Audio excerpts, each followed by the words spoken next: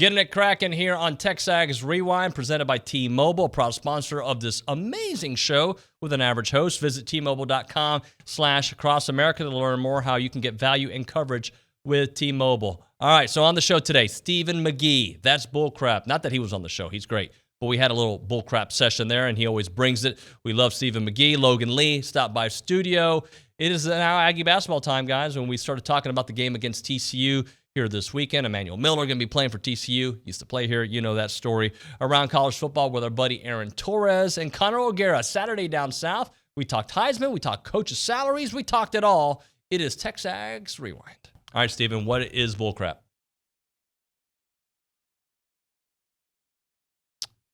Mic seems to be off. Yeah, that's Bullcrap, man. The mic's off.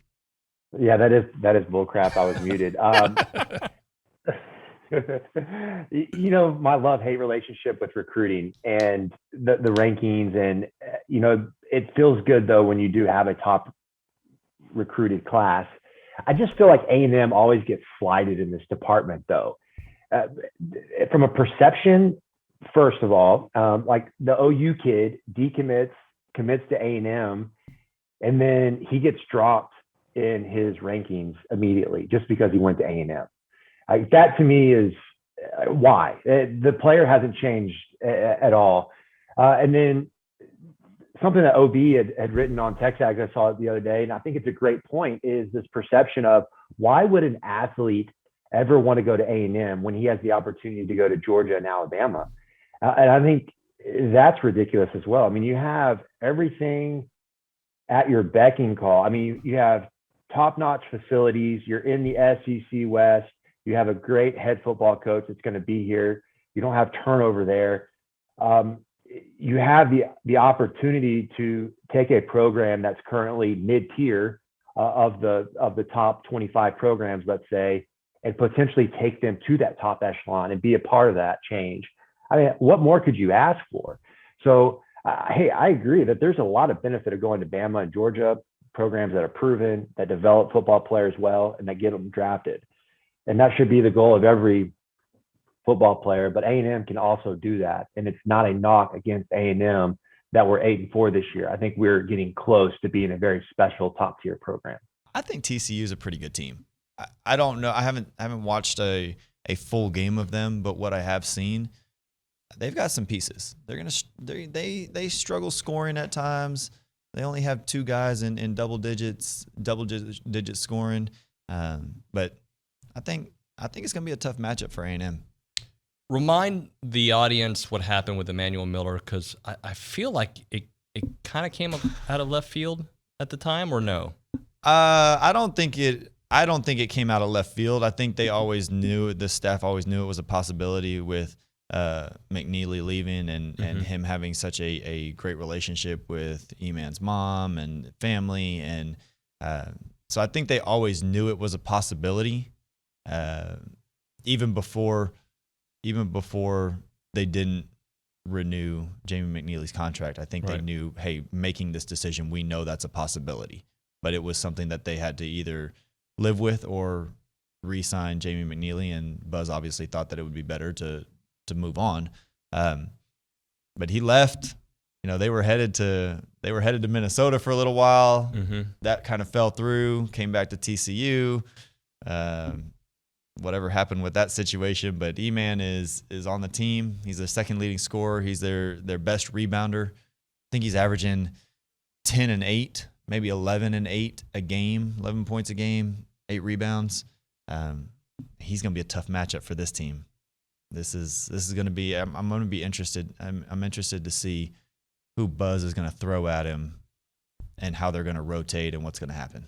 So Wisconsin's a team that has caught my interest because of the loss that A&M had to them, and also they're legit. Like, so when you look at that, they're playing really good ball, and they're physical. I didn't think that they were going to play as physical. I knew it's going to be a physical game, but man, they watching A&M go against them in the first round of the Maui Invitational.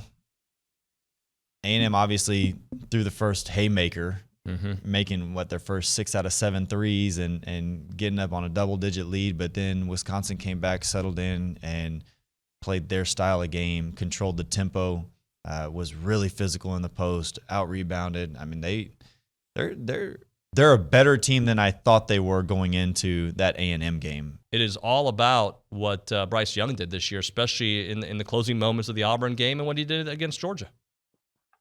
Yeah, it feels pretty anticlimactic to me, David. And I was one that I didn't really think he should be the favorite. I don't know who I thought should be until about two and a half weeks ago. But listen, man, and this is no insult to the Aggies, who, of course, took care of Alabama. This was a flawed team this year. And I don't know if they have that old school Nick Saban game manager.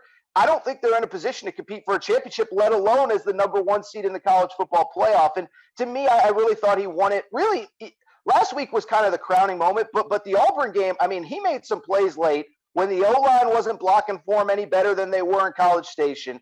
Jamison Williams, his star wide receiver, gets knocked out for targeting in the first half. He's not even in the second half.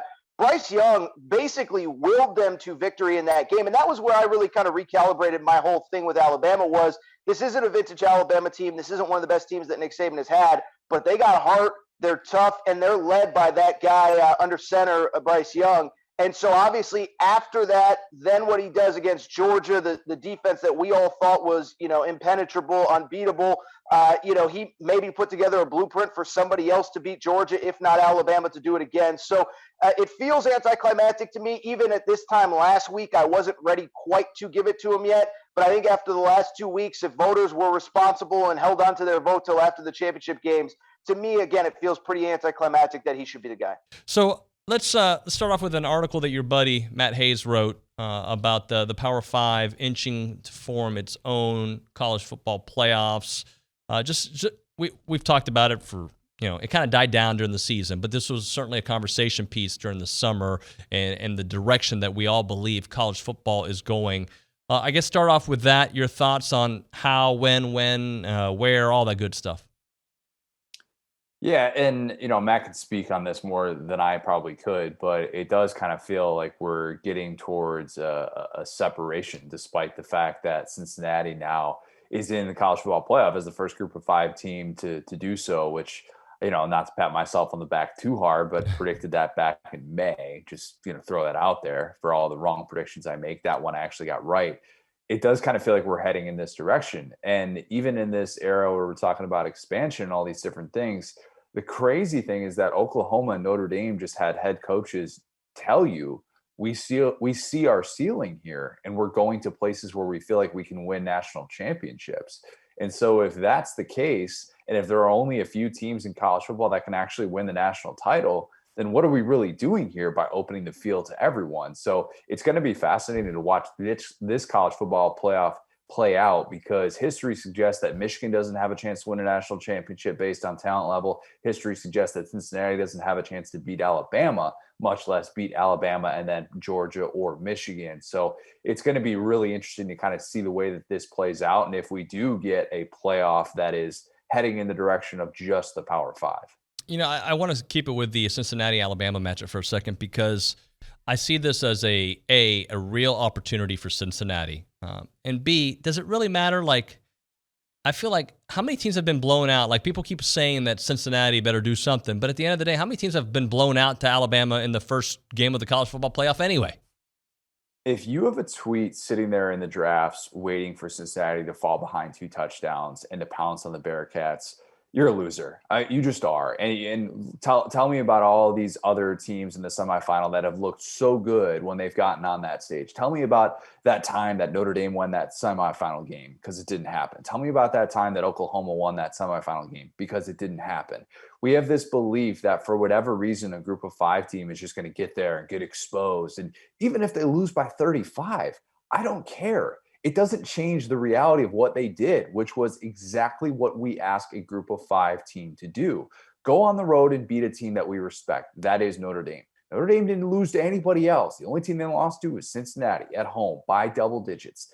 This is a system that has kept the Group of 5 out, and understandably so. Look, I live in Orlando. I'm not one of those people that thinks UCF should have even gotten in back in 2017.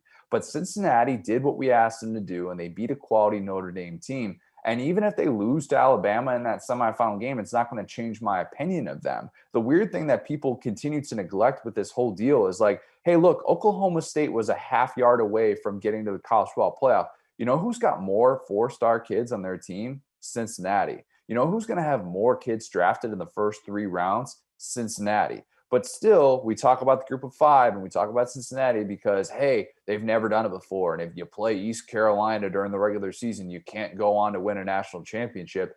It's absurd. It's overblown. And I'm glad that Cincinnati's getting this chance. All right, do me the favor, like, subscribe, comment, share. All those things, this video, and every video you come across from TexAgs. That'll help us out a lot. Thank you so much for watching. We will see you guys on Friday. It is TexAgs Rewind, brought to you by T-Mobile.